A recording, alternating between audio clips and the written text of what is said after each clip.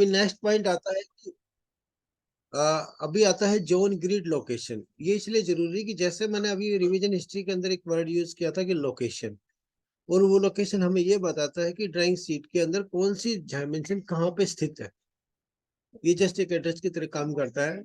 तो इसको पहले समझते हैं कि ये ड्राइंग पढ़ने में बहुत इंपॉर्टेंट होती है कि जब हम कम्युनिकेट करते हैं एक दूसरे से, तो एक ड्राइंग की सीट आपके हाथ में, एक ड्राइंग की सीट मेरे हाथ में, तो हम दोनों कैसे बताएंगे कि ये डायमेंशन कहाँ पे स्थित है।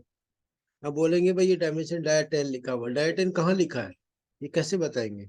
तो इसका एक पर्टिकुलर एक एड्रेस होता है, वो एड्रेस डिफाइन किया गया है। उस एड्रेस को डिफाइन कैसे किया गया उसके बारे में समझते हैं। जोनिंग और ग्रिड।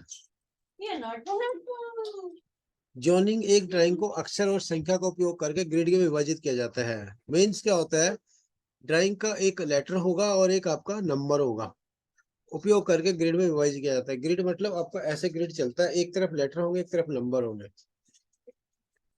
जब जोनिंग का उपयोग किया जाता है तो ये ड्राइंग फ्रेम के अंदर स्थित होता है।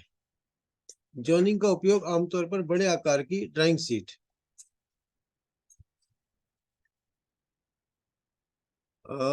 जो आपका जोनिंग का उपयोग आमतौर पर बड़े आकार की ड्राइंग शीट, जो कोई ड्राइंग बहुत बड़ी होती है, A2 की, A1 की, A0 की ड्राइंग होती है, वहां पे ड्राइंग में डायमेंशन बहुत सारे और बहुत सारे व्यूज होते हैं, उनको अंडरस्टैंड करने के लिए इसकी जरूरत पड़ती है। छोटे ड्राइंगों में जरूरत नहीं पड़ती है, बट रेफरेंस के लिए उसको यूज कर सकते हैं। जैसे हमारा B4 को संदर्भित करने के लिए ड्राइंग में विभिन्न भागों के आसान रेफरेंस को अनुमति देता है। ड्राइंग में जोन क्या है? 2D ड्राइंग पर जोन ड्राइंग पर स्थानों की पहचान कराने के लिए उपयोग की जाती है। इसका मतलब क्या है कि एक पर्टिकुलर एक एड्रेस है, एक लोकेशन है। अगर हम कोई बोलते हैं कि भाई एक गली नंबर 6 के अंदर मकान नंबर 4 के अंदर चले जाना, तो एक लोकेशन डिफाइन हुआ, तो पहले गली में जाएगा फिर मकान में जाएगा। तो लाइक ऐसे जैसे जैसे हमारा एड्रेस लिखा होता है किसी गली का, किसी मोहल्ले का, किसी कॉलोनी का, वो जैसे एड्रेस लिखा होता है सेम एक एड्रेस है, एक हमें वहां पहुंचने के लिए। यह बहुत हद तक एक गली के पते की तरह होता है जो आपको ये वही ले जाता है जहां आपको जाना है। जोन A, B, C के साथ ड्राइंग बॉर्डर की सीमा पर स्थित है, जो एक एक्स पर स्थित है और दूसरे पर 1, 2, 3, 4 होता है। वो 1, 2, 3 कैसे होता है उसका अंडरस्टैंड करते हैं अभी। What is grid? ग्रिड क्या है, ग्रिड को अंडरस्टैंड करते हैं। ग्रिड आपकी क्या है कि जैसे सपोज करो ये आपका पार्ट है, इस पार्ट के अंदर कोई एक पर्टिकुलर लोकेशन है। जैसे ये डायमीटर है, ये डायमीटर कहाँ मेंशन है, कैसे पता लगेगा?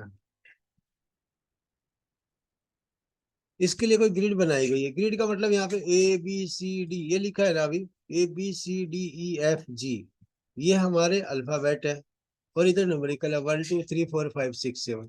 तो हमें क्या है कि एड्रेस ये दिखाता है कि ये 3 और ये ई, सपोज करो कोई एक एड्रेस है, एक एड्रेस ये है, यहाँ पे अगर लोकेशन दिखानी तो 3, B3, तो यहाँ पे हम लिखेंगे B3। B3 से समझ में आएगा कि हमें वहां जाना है।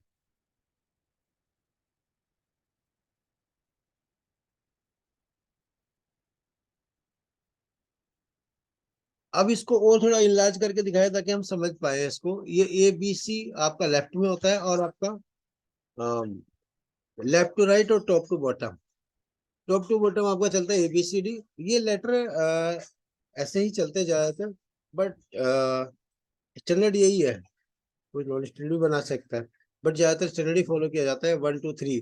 इसका एड्रेस डिफाइन करने के लिए मेन चीज होती है ग्रिड का। Drawing sheet frame grid to find the location dimension. इसको ऐसे समझ सकते हैं कि हम जैसे A, तो पहले A क्या है और 1, 2, 3, 4 क्या है। जैसे हमारा कोई एड्रेस है, हम जैसे ग्राफ रीड करते हैं, इस वाला पॉइंट है, इस पॉइंट की वैल्यू क्या होगी? 2C कह सकते हैं, C2 कह सकते हैं, 2C या C2 कह सकते हैं। वो एक ही चीज है, या C में जाओ फिर C की 2 में जाओ। तो यहाँ पर ड्राइंग को पढ़ने के लिए बहुत आसान होता है। ये होता है, फिर उसके बाद आता है bill of material. Bill of material क्या होता है? Bill of material bomb, bomb बोलते हैं। बॉम्ब मतलब बॉम्ब ब्लॉक। बॉम्ब का ब्लॉक कैसे लिखा होता है? ये निर्धारित करने के लिए आता है कि इस पार्ट को या इस पार्ट को असेंबल करने के लिए और कौन कौन से पार्ट रेफर किए गए हैं। इसमें चीज आती है आमतौर पर जो टाइटल ब्लॉक के ठीक ऊपर या ऊपरी बाएं कोने में स्थित होता है बिल ऑफ मटेरियल।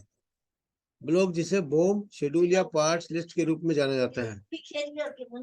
मैं उन सभी वस्तुओं और मात्राओं की एक सूची होती है जो प्रोजेक्ट्स के लिए आवश्यक होती है। ये असेंबली उन भागों का उपयोग किया जाता है जो कि जिन्हें असेंबल करने की आवश्यकता होती है। जब हार्डवेयर को भाग में जोड़ा जाता है, पार्ट में जोड़ा जाना होता है, तब इसकी जरूरत पड़ती है। या तो कोई मशीनिंग करते हो, कोई दो पार्ट आपस में जोड़ते हैं, तब बोम की जरूरत पड़ती है। या कोई असेंबली ड्राइंग है तो, या कोई प्रोसेस ड्राइंग है तो उसके अंदर ये बोम का भी एक पार्ट होता है, बहुत जरूरी होता है भी।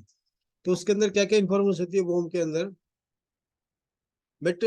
मेटल के लिए बिल में निम्नलिखित जानकारी दी जाती है। पार्ट का नाम पार्ट का नाम, उसके बाद होती है आपका पार्ट का नाम, आवश्यक मात्रा number, metal specific steel, cast iron, aluminium, प्रत्येक व्यक्तिगत भाग की ड्राइंग नंबर, ये अन्य जानकारी को चेक करते हैं। जब पुर्जों की सूची बहुत बड़ी होती है तो केवल एक पुर्जे की सूची के साथ एक अलग ड्राइंग शीट का उपयोग किया जाता है। अगर सीट बहुत बड़ी हो जाती है उसके लिए एक सीट ही अलग से अटैच कर दी जाती है। जहां पे टाइटल ब्लॉक के ऊपर लिखते हैं वहां पे जगह कम होती है तो अलग से लगा सकते हैं, ये भी एक ऑप्शन हो सकता है। ये था।